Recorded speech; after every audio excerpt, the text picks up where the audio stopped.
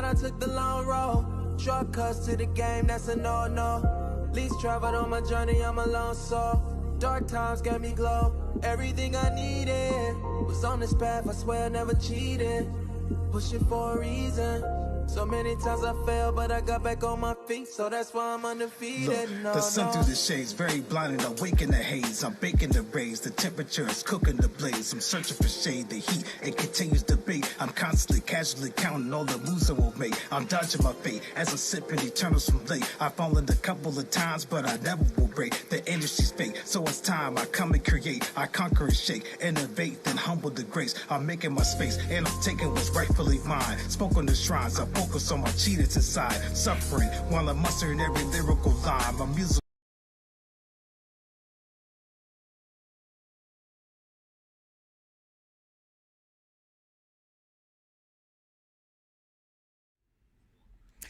And we're live, streaming from the footsteps of New York City. We are Music Matters with Jason Tramm, and we're delighted you can join us for our unique podcast community where we explore the issues and challenges in the performing arts world as seen through the eyes of distinguished colleagues. Thank you for helping us grow as a community. We recently hit 1,365 subscribers on YouTube. Thank you. Help us to keep growing by smashing that bell, the subscribe button, and smashing the bell icon for the most up-to-date information on upcoming guests and topics. To see our library of 135 past episodes, go on our website at www.jasontram.net.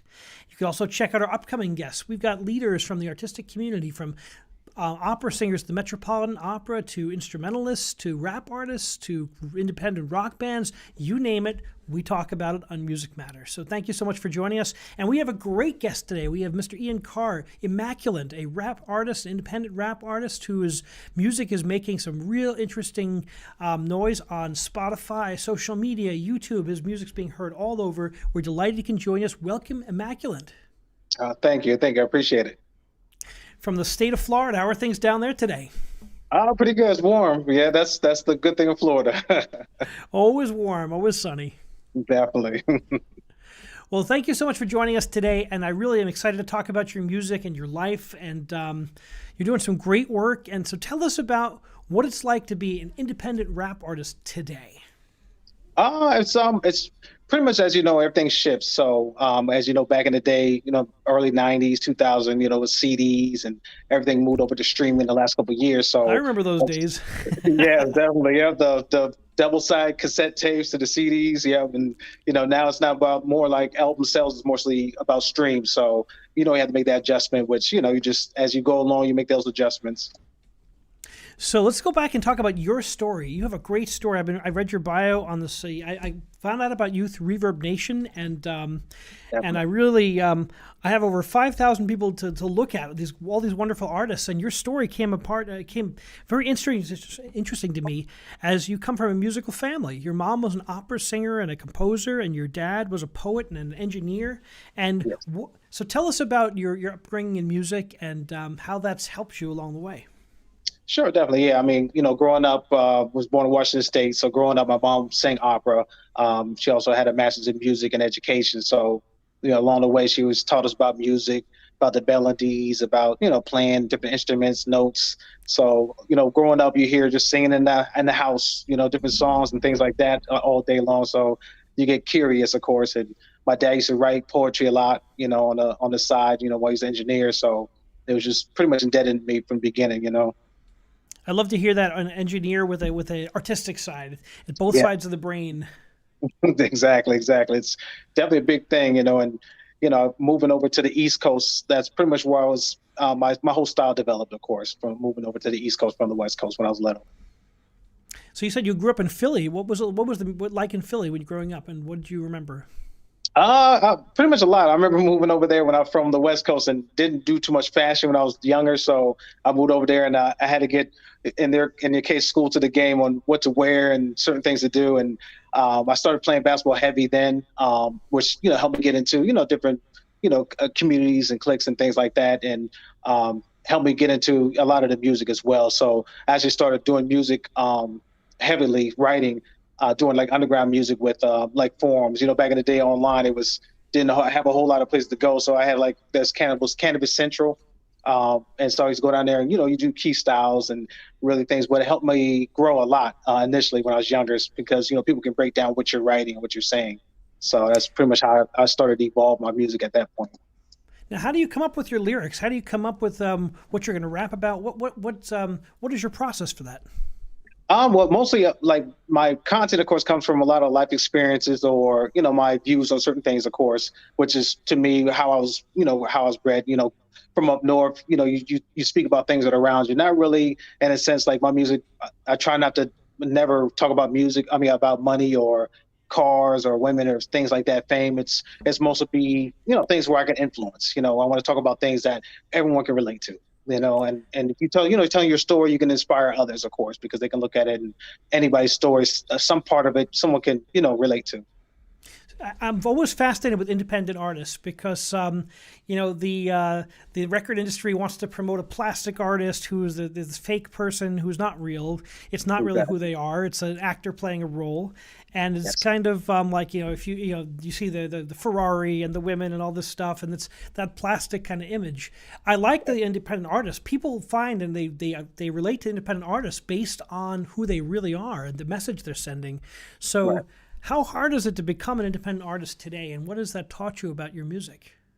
I think it's especially right now, it's very hard because you got to look pretty much coming outside the box. So when I moved to Florida initially, from when I was up north, and I dealt with a lot of artists up there. I had a manager named Keith Owens who helped me get into the music business when I was in Philadelphia. So he had me get a couple songs like Beanie Siegel and Journalist, things like that.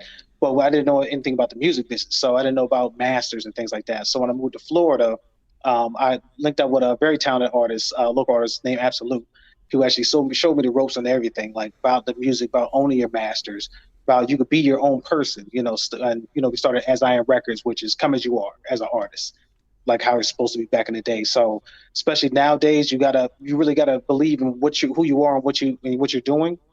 You can't really look at how many people like view my music or like my music just because of I'm talking about cars and women, but be who you are, be a true person, talk about what your views and your passions, and people respect that. People really love that. And that's doing that. I mean, we tell anybody, independent artists, all the time is you want to put songs out and put the music out as you produce it, and be real with yourself, be real with what you're talking about, and people love that. People can cater to that.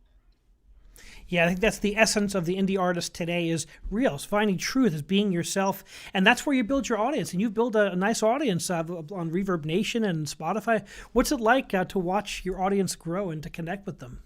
Oh, it's good. It's really good. I mean, it's a good feeling to know that you're touching other people out there, other artists. I mean, a lot of times, for the most part, people reach out all the time. They appreciate the music, and I do the same as well. To me, it's a community. We're a community, so we got to support each other as well. So, I go and I'll listen to music, support, get my feedback, things I like and don't like, things like that, and it helps us grow as artists as well and people. Who were some of the artists that inspired you growing up, especially in Philly? Definitely. Cannabis was pretty much my main one. He actually, I was actually working with him a little bit as well. Actually have a song out called Pinecomb, which we did a dual song together on there.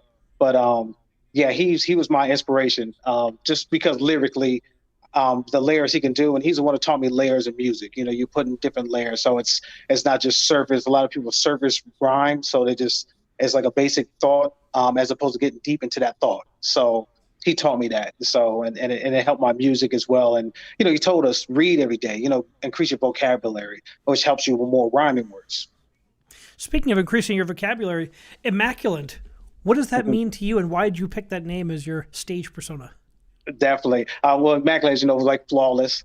So my perception of that is flawless in your own mind, because we're all flawless. So there is no definition that someone can put on yourself. You're always flawless, whatever you do. So whatever you put out, whatever you say, it's your interpretation. So there is no book on your own interpretation. So that's the reason why I picked that name. And how many years have you been working under that name? About 12 years since I pretty much since I moved to Florida and started working with Absolute. Well, that's working well for you. Thank you so much for sharing that. So tell us now, you've had in your bio, it says you've had some hardships in life. How has that helped you, and how has that manifested in your music? A lot. I mean, growing up, of course, when I left the West Coast, my father had got a job. He was working for Boeing, so as engineer. We moved to Philadelphia. He passed away. So I was about 11, 12 years old. My mom, pretty much wasn't around at that point. So I was heck, living in the streets, car, stuff like that. And it helped my perception. So, growing up, we grew up pretty well. Like, I grew up pretty wealthy when my father was alive. So it helped me, like realize things, be thankful for things, but also help my drive and passion. So I got into working out and bodybuilding, playing basketball, stuff like that, just to keep my mind off of things.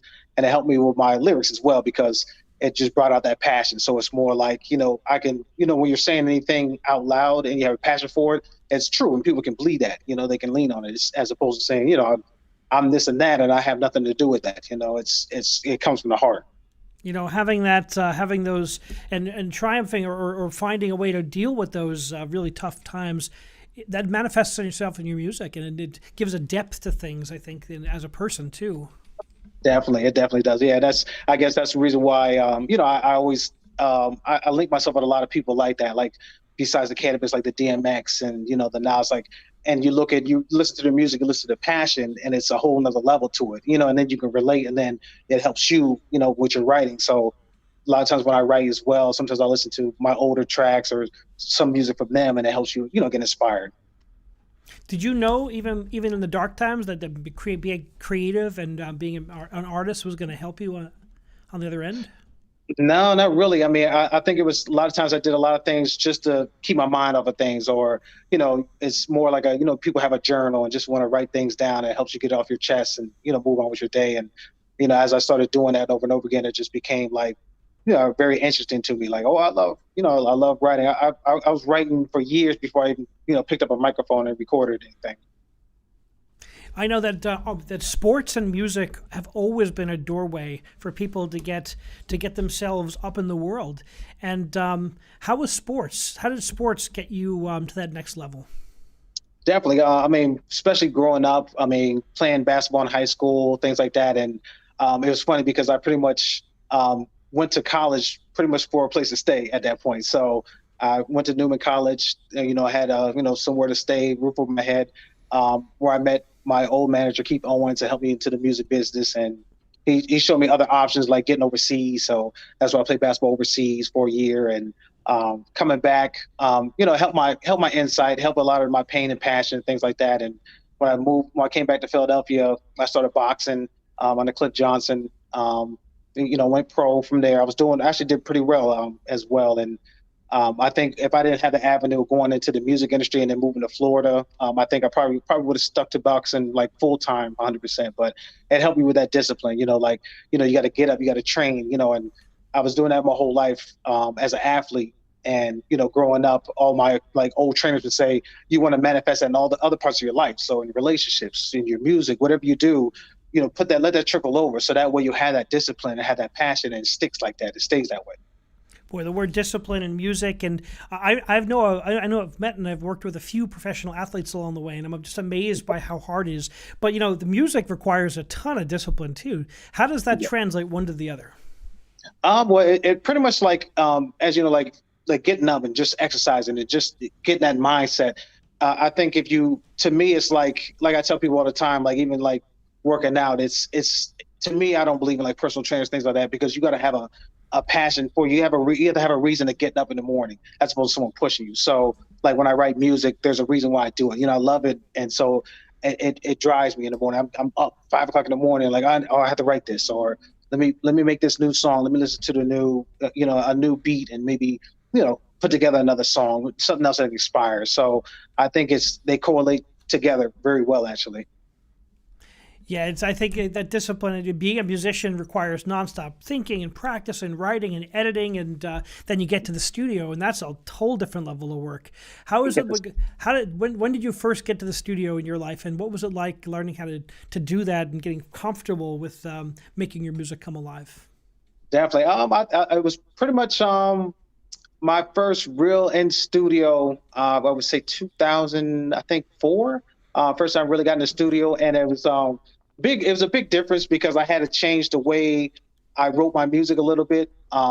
So way I wrote was little bit different than how I was recording at the time. So you're in the studio, you start to record, and a lot of artists are what they call deftones. So they're offbeat and everything else. So when I started writing, my lyrics and things were offbeat. So I had to learn and do that. And of course, when you're in there, you gotta you get that, some people get like that stage fright, or, you don't want to mess up. You want to sound great. You don't want to have too many takes.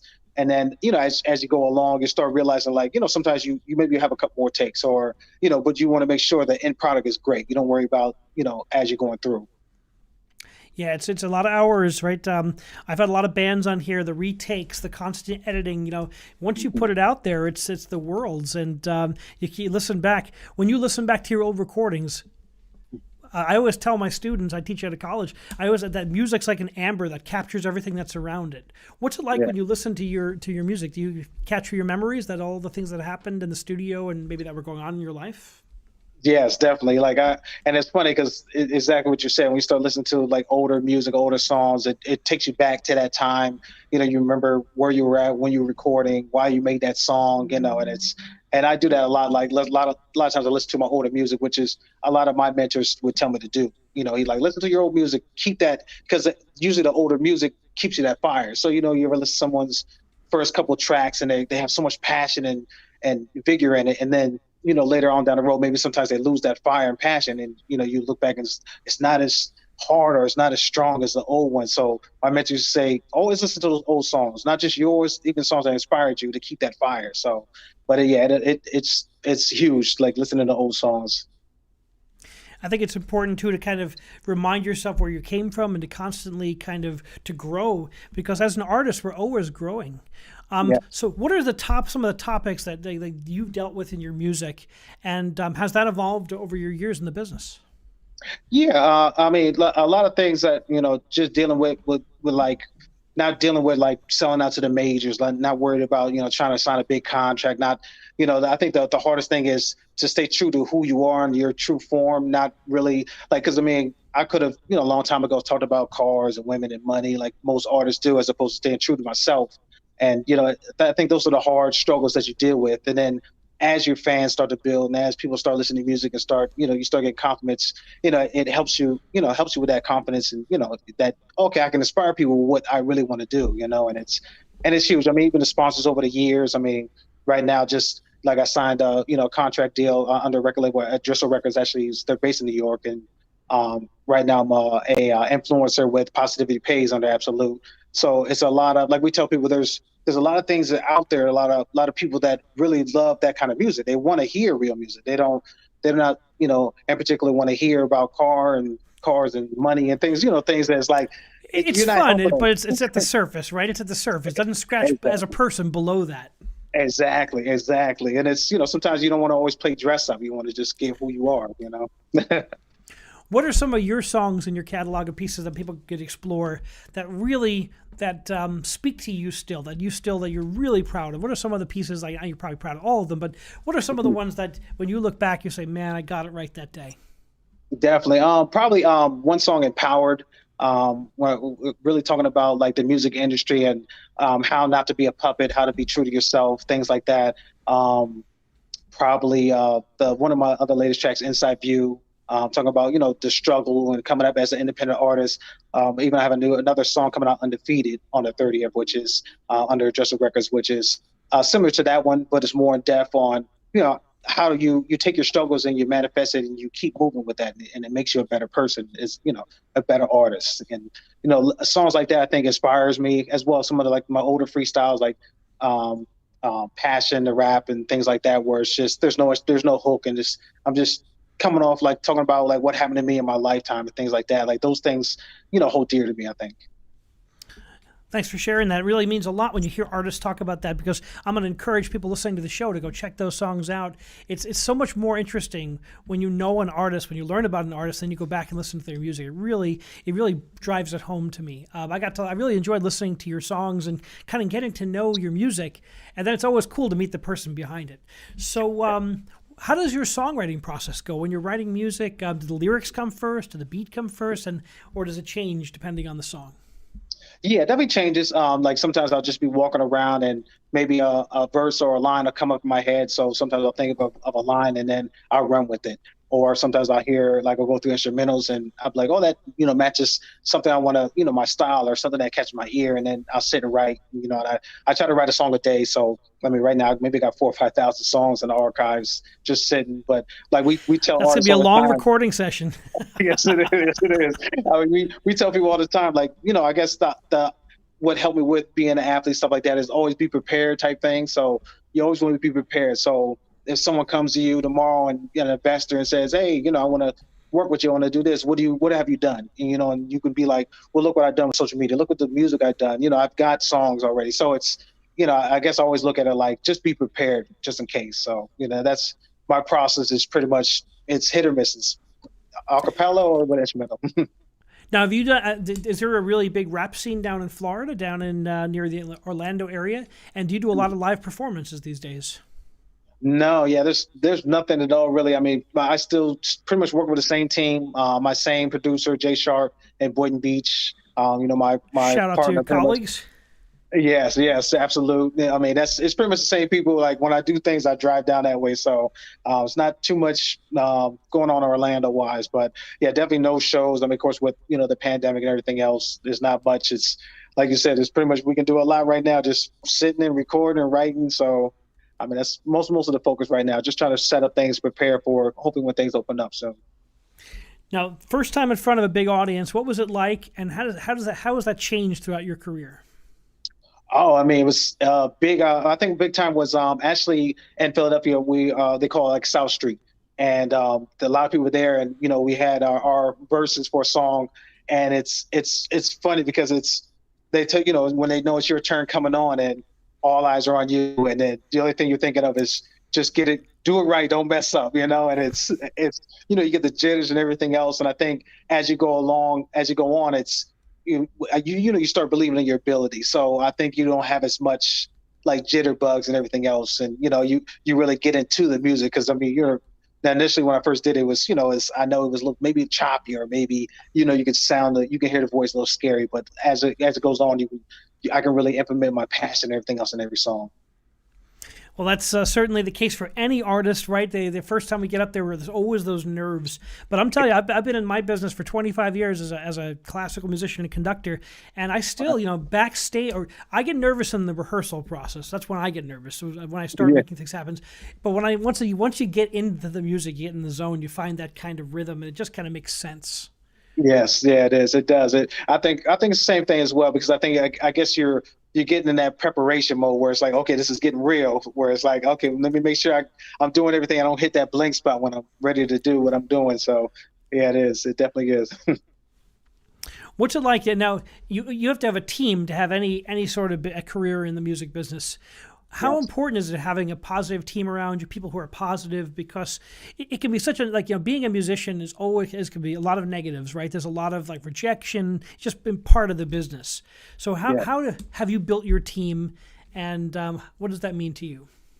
It's a big deal. I mean, the team. I mean, me and myself and Absolute, we ran through so many artists, so many people doing production and A&R throughout the years. It's crazy. It's and as you know, it's hard to find people like-minded, and let alone that want to stay on the team and do right. Some people we had that focused on a lot of the money, and we didn't know until later on, or some people just disappear when we needed them, and it's hard. I mean, even it's hard even with loved ones. It's, as everyone knows. I mean, there's a lot of times you look back and it's like, oh, you're not making millions of dollars right now, so it's like, why keep pushing for just worry about just working, get a job, and it's it's hard to just keep that passion going, just keep that. I'm gonna keep that drive going until that one day it hits. But I tell anybody, a team's, it's hard. I mean, most of the time it's small, maybe initially when you come out, but you got to have a great team. I mean, that's big for me, big deal. These days, building an organic audience is so important for indie artists, but you have more ways to get your music out there than ever before. I think this is the age of the indie artist, because we've seen the record labels kind of shrink and the entertainment industry completely shift. So how has it been like building your audience and kind of and doing it your way? Yeah, I think it's exactly what you said. I mean, it's huge now. I mean, because now I don't have to worry about having to go through a major to even put my music out to record. There's so many ways you could do it. So many platforms, like besides your Instagram, your Twitter, your Facebook, SoundCloud. I mean, there's so many avenues and platforms out there that you can push your music. Even now putting your music out, we tell people, I mean, you can go through Reverb Nation or CD Baby and put your own music up through iTunes or Amazon. You're like, there's so many ways of doing it. I think I love that, and that's the reason why we're advocates and pushing independent artists on, get your, like, speak your own voice. Don't worry about what the masses are promoting to you. Advertisement is the way you program the public. Don't worry about that. Just, be yourself, and you could do it. You can do it on your own as well. It's true. This is the age where you can reach out and you have a global audience. What's it like when you get messages from people who respond to your music from all over the world? Oh, it's great. I mean, even looking at, like, sometimes Spotify hits. I mean, it's like Germany and India and things like that. I actually did a few songs with a great artist in India, B Mac, and he's Wow. he's very talented, very talented. I did a couple songs with him as well, and we keep in touch. And he's in India, and it's great to see that you can touch other people in other parts of the world with your music. Isn't it amazing how American music has always been like one of our greatest cultural exports, whether it be jazz or blues or rap, or I mean, it's really been an amazing cultural export, and then to see it come back from another culture is really, I find amazing. It is. It definitely is, and it's funny too, because it's exactly what you said. I think a lot of times you're thinking, what are, like, the only people that can really do the music that in that kind of level as well, and then we start hearing other people. It's like, wow, like, that's really good, and you're from where? And yeah, it opened my eyes up a lot, especially globally, the global audience, because there's so much talent out there. It's crazy, and I love working with other artists. I mean, our idea is just let's all work together, network. The more we are, the power in numbers. Well, we're seeing a more increasingly global community. Look at the sports. I mean, look at baseball, look at basketball. Yao Ming playing for the Knicks from back a couple of seasons ago. I mean, I just love seeing the kind of like the talent come in from all over the world. It's pretty awesome. Yes, yes, it is. Yeah, to me, diversity is huge. I mean, because you put in all these cultures, you blend them together, it only makes you better, to me. Brings different voices, and I find the same. I work with the players, and I'm always like fascinated I get to conduct in Europe a lot, and it's always fascinating for me to meet my colleagues from all over. I learn something each time I do, even though the music's the same. People are different, the culture is different, and it just kind of you learn more about yourself by going to other places. Yes, you do. Yes, you do. And like you said, it opens your mind up.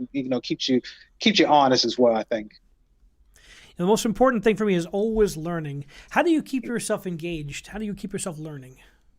I think it's just to have that notion of there's somebody out there that's working just as hard as you. That's always been my forte. I always, like, growing up is you did 10 push-ups. There's somebody out there doing 11, so do 11, do 12. And I guess that it just, like I said, trickled over. So as I started doing music, there's somebody out there that's writing, just got 5,000 music, 10,000 music in the archives, and they got 200 songs. And it's like, that's the idea, just to keep that drive going. Like, I want to leave a legacy. I don't want to just be a, one hit wonder here today, gone tomorrow. I want to be somebody that inspired somebody, that, took music to another level on his own. Yeah, most important thing I tell everybody is, it's so important that your energy and your preparation, and if you apply that same discipline to anything, you're going to be successful. The way you approach your music, it's very it's great for the young people listening to listen. Discipline. If you want to be a musician, it's going to be discipline. Any artist. Yes, that is true. I definitely agree with that 100%. I mean, like you said, it trickles over. So, I mean, if you want to be great at being you want to be a great plumber. I mean, you put in the work, you put in the time, anything. You want to be a great cook or own a restaurant, put in the work, learn the steps, things like that, But yeah, if you're disciplined enough, I think, like you said, I mean, I always look at it like, if someone else can do it, you can definitely do it. Why not? Why can't you do it? There's no reason why you can't. They had to start somewhere, as you do too. It's great advice, my friend. So tell me what. So we're at such challenging times as a nation, right? Yes. How can rap remain relevant and still? What can rap say to America today? I think it's more of touching on what's really happening, because to me, unfortunately, when we start listening to a lot of the mainstream music that's being pushed to us, they're not talking about what's going on, the struggles that people are going through. You're not. There's no sympathy, no empathy on what's going on. So it's like, to me, a lot of these artists, especially the artists are independent or underground, or some of the even the mainstream artists. Hopefully, it trickles over. Let's start talking about things that's going on, what's happening. Let's talk about coming together. Let's talk about helping each other. That's, to me, as you know, music is huge. I mean, that touches everywhere across the planet. That's the only thing that can, like that, in that sense. So why not inspire? As opposed to just go about your day and talk about what like the label tells you to talk about, the cars and women. Yeah, I mean, there's so much going on right now that we all have to be aware of, and socially. And I think that music has a great way of either bringing people together, telling stories. And I think that that's such an important role for music. And I think rap is at the center of that in a lot of ways. Yes, it is. I mean, and it's funny because, like you said, especially with the social media, how big it is now and how big an influence it is, and so how easy music can get out to people. So if you're pushing that wrong message, a lot of people, I mean, people don't look. I tell people all the time, look at what the youth's going to look at, and then think about how they're going to grow up and how they're going to interpret things. It's more about what are you going to give back to the community? Like I tell people all the time, it's past about your accomplishments and everything else. What else are you leaving? For the people that's coming up, after you. Are you leaving a good message, a good footprint? And I think a lot of people don't do that in the music industry. They have no problem selling out for whatever amount of dollar or no dollar, the 360 deals, they have. So, well, there's always something about making it your way and coming at it your way and then telling your story that's special. I mean, you have to kind of be true to yourself as an artist, and then you can sleep at night and you can really be happy with the work you're producing. Yes, exactly. Yeah, that's big for me as well, because it's like I can be my own person. I can talk about what I want to talk about. I don't have to succumb to someone saying, okay, well, I need you to talk about this brand new Mercedes Benz, and it's like, what am I doing with that? I mean, Mercedes does that all the time. They have a commercial for it. What do I need to, Amen, brother. I know that's the case. Have the social issues going around manifested in your music? Yeah. I mean, I touch base on a lot of things, especially a lot of people that that are stuck at home, or that maybe lost their job and things like that, and they don't know where to go from there. To talk about reinvent yourself. Things happen, but something's always going to come up. As long as you stay persistent and stay true to yourself and be honest with yourself, you can get through it. But I mean, those are the things that you think about the Michael Jackson songs, like "Man in the Mirror," things like that. These are the kind of songs of music we need right now, where it's like, hey, we're all here, we're all going through this. Let's work together. And I mean, I don't see that. I don't hear that a whole lot. It's a great observation. Who are some of the artists of other genres who greatly inspire you? Oh, probably. I mean, it was funny because I used to listen to like Garth Brooks actually a lot. Really? How he put songs together. I used to love, when I was little, I used to listen to stuff like that a whole lot. Because just his line stanza, putting not just a hook and then a bridge and things like that. It was I love all kinds of music because they give you all types of different types of work, to put together. And to me, like innovation, like evolution of music is that's what it is. It's adding certain avenues of things, like maybe a hip hop artist on a rock type song, that was where I imagine, evolution was. But I love all genres of music, like instrumentals. I mean, things like Japanese type music, things like that, anime music, things. I listen to those things. That helps me with ideas as well. Well, certainly, I call it we have this cross-pollination of genres that's huge today, and I hear so often especially on mainstream radio, because I teach undergraduates and I do an introduction to Western music course, and I always like to start with where students are, and students all come in rap, pop. Some rock, but lesser these days. And then I've got to teach them about classical music. But I like to say that there was always a pop music of its day. There was always like this art music, and there's always pop music, and the two kind of interchange, and they're kind of like in dialogue with each other throughout history of humanity. So I love the fact that you have this open-minded approach. Have you done a lot of collaborations with musicians of other genres? Yeah, I have a song. I forgot the name of it. It was actually a girl. She's actually Japanese. I did a song with her, and she was on the hook. And the instrumental, the song itself is more, I would say like like one of your old like Nintendo games type, like fighting games type music. And it was Fun. actually a really good song. Yeah, I got to get the name of the song, but I had worked with her a long time ago, years ago. And I mean, I love doing that, because the idea, even B Mac, the guy in India, his kind of music is a little different. It's more, I would say, um, more orchestra like type music, and it's I like that kind of like outlook on it because it makes you come at a song different, so you look at it at a different angle, and I love that. It's challenging. We had an R&B singer on last week, and Ice Gibson, and he was wonderful. I think from anyway, he was from Tennessee. He was from not Nashville, but the other big town. Anyway, great musician, really wonderful singer performer, and we were talking about how R&B and rap have kind of cross pollinated, and there's a lot of that, like mainstream. That's almost in every song. Every time you hear a rapper and you hear R&B, it's mixed together. Have you worked with a lot of R&B singers? Not too much. Most of the. I mean, I have a few songs with some R&B singers that were like unknown. That do mostly just like hooks wise, nothing more of like they have their own verse and things like that. I think it's for different type of, I guess, flavor of music. So my music mostly is, since it's real lyrical and things like that, it's kind of hard to add that kind of like that flavor to it, like a singer part or a singer, something like that. But for hooks, I have a lot of songs. I have unknown artists on there that sing on the hook. And actually, Paradise City, which is one of the big songs, actually got me put on Adjustable Records. That was one of the songs they heard. Is a unknown artist, guy named Stardom, who sung the hook, and it's things like that. They like that, the collaboration. But I think the mix of the song where it's somebody real, rap, like hardcore old school rap, and that like passive, kind of singing on it, it's really good. I like that contrast.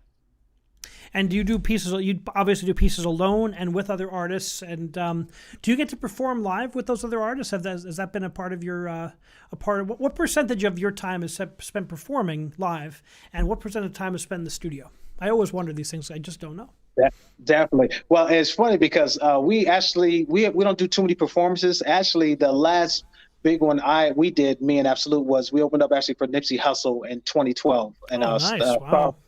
Yeah, Rest Star in Hotel. peace. And, yes, definitely. And it was funny because at the time he wasn't big, so we heard the name, but we really didn't know it. So yeah, we opened up for him. But other than that, like my partner, Absolute, he pretty much was, the idea was you don't want to be out there too much. Like, so we don't, I don't drink or smoke, so I don't, we don't go to clubs and things like that. So the idea was to be like, somewhere like shrouded in the background. So when you do come out and do performances, make sure it's meaningful, it's live. So don't, the idea is not do too many. So I would say most of the time it's maybe 95% in the studio, recording songs, things like that. And then if somebody comes to us and say, oh, we need you to perform, things like that, it's a bigger deal for, your audience, your fans that see you live, as opposed to, oh, I seen them last week at that club, or I seen them last week at that club. Gotcha. So what was it like working with Nipsey Hussle? What made him special? Did you know he was going to make it big? Or did you say, this guy's got something? No, not really. I mean, I think maybe, we like, and when we performed before him, it was more like, talked, hey, how you doing? Things like that. But we didn't think nothing of him. Like, it was more like, he was another great artist that was up and coming.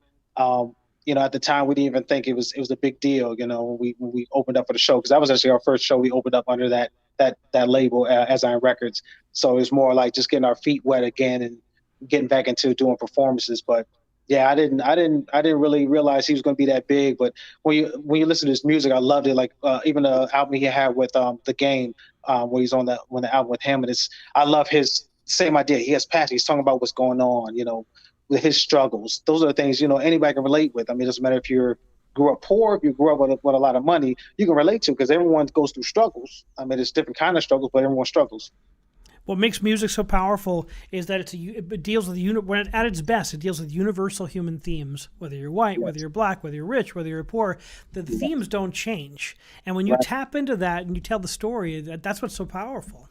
It is. That's exactly what it is. And that's the idea. And that's where I guess I look at it like where people are missing that now, a couple of decades ago, that's what it was. It was let's see what's going on in the world. Let's connect. Let's have everyone connect together. We're all dealing with this. We're all dealing, like right now, we're all dealing with pandemic. We're all dealing with staying at home. Maybe we're in our loved ones' face more often, and we're fighting more, stuff like that. Like no That's one's for addressing sure, it. right? I got 4 kids. I Exactly. understand that completely. Exactly. And it's like we don't, it's daily things that everyone deals with. Why not talk about these things as opposed to things that no one really deals with? Wow, it's been so great to talk to you today. If you could sit down with any artist, living or deceased, in any genre, maybe 2 artists, who would they be? Maybe one in your field and one totally outside the box. I would say, in my field, I would say Rakim. Just to get that pioneer the whole backbone, the backstory of like how he started and everything else. And then I would probably say, and another genre. That's a good question. Probably would say Doesn't have to be Michael in music Jackson. either. It could be Michael Jackson. Yeah, that'd be Yeah, fascinating. definitely, yeah, definitely Michael Jackson. Because I mean, just the thing. I mean, I remember watching a video where he was doing a solo and just singing and going through the cuts, intakes and outtakes. I just picking his mind to see like where he was at. I mean, he was dealing with so much more than what was on the surface. I just wanted to, I would love to sit down and talk and just see like, how did you get to this point and what were the things you were dealing with? He was really a genius in the studio too. He would call all the musicians and like tell them exactly what he wanted of each of them. I mean, like there was a guitar player who was talking about the recording of "Beat It," right? And he was saying, Eddie Van Halen walked in, he did his thing, and like he knew what he wanted on every single part, and he was like really, really disciplined about it.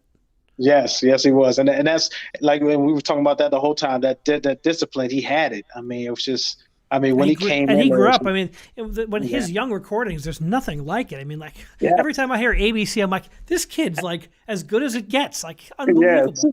Yeah, the Jackson 5, and then you see how he just evolved, and his evolution was just so. It was like every song was like, wow, like that impactful. Like that, like him, even Madonna. Like I used to love listening to some of the Madonna tracks, and she innovated. Like I would tell people all the time, this innovation. Like she made songs that people were scared to talk about or things like that, and she executed them. And it was like that's genius.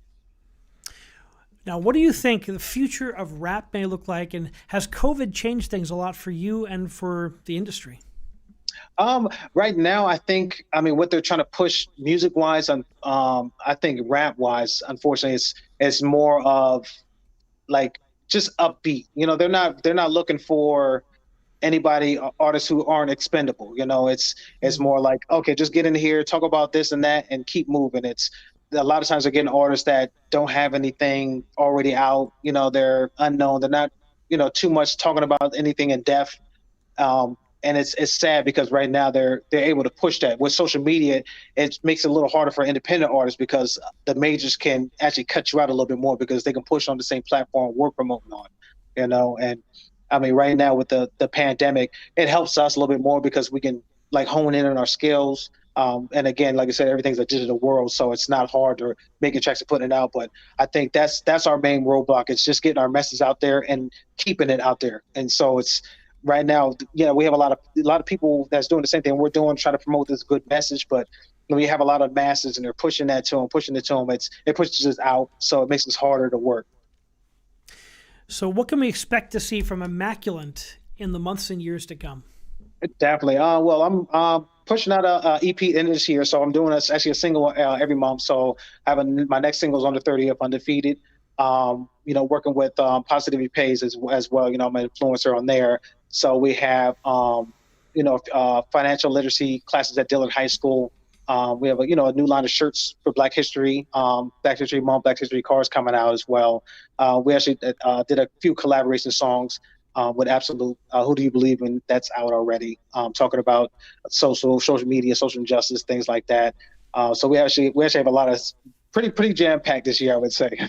That's fantastic that you're engaging with kids because, we don't hear that from a lot of the artists. I mean, that's so important to get out there and to give to the next generation and to be a role model. Yes, you have to. That was our whole thing. Like we've been working with an organization called Men to Boys, and there's a lot of kids that growing up without, their mothers or their fathers, and we try to work with them, try to show them like, we'll maybe have career day and show them like there's more than music and being an athlete. You can be a executive chef, you can be a pilot. Like giving them insight. Talk to us, see what's going on with you. What are you dealing with? to us, you're supposed to do that. Like that should be automatic. You shouldn't ever have to get paid for it. You shouldn't have to worry about, being exalted from it. It should be just a debt to you. As you get older, you want to get back, so maybe they can skip some of those roadblocks that you went through. Well, that's a beautiful thing, my friend. It's a beautiful thing, and thank you for sharing that. I mean, some of my favorite times were working in. I was the director of an opera company in Newark, and we'd go to the schools, and some of these kids, most of these kids had never heard it before, but there's some wonderful. I have so many colleagues in the music business whose way out was like you with sports, was like their way out with opera or with sports. I mean, there's a path for everyone, and to show the people to show people that there's hope and that there's light, and to get to that next level, it's a beautiful thing. It is, and to me that's our job, because someone did that for us, when we were younger. So I mean, we're supposed to show them like, hey, you can do this. Maybe this is a way. Give you ideas. And to me, that's expected, I think, of anybody who's your elder in a sense. Well, I wish you nothing but continued blessings in your work, and keep on putting out great music. And do you have anything lastly? How can people find out more about you and your art and your music? How can we find out more about Immaculate? Definitely. Well, you can just Google Immaculate, as well as every social media, Instagram, Facebook, on all platforms. So Spotify, Dazzler, YouTube Music, iTunes, anywhere you can find the mainstream music, my music, the same notion as well. So, definitely, like I said, and as well as my partner, Absolute, same thing. Just Google the name. Again, we're trying to be advocates for changing the way music is thought of, and especially rap music, and trying to move it into the right direction, back to the right direction on being something positive. Would love to have Absolute on the show too. Definitely, yeah. I mean, send it my way. I definitely will. I definitely will. Thank you so much for joining us today, and make sure you let us know when you have something coming out, and put it on the Music Matters channel. We want to put it out there, and we always want to support the best of every genre. Well, I definitely appreciate it. Thank you so much, and continued success. Thank you for joining us on Music Matters with Jason Tramm. Please remember to subscribe to us on YouTube and smash that bell icon. Our next show we have 3 shows tomorrow, so check them out on our website at www.jasontram.net. And remember, keep music alive.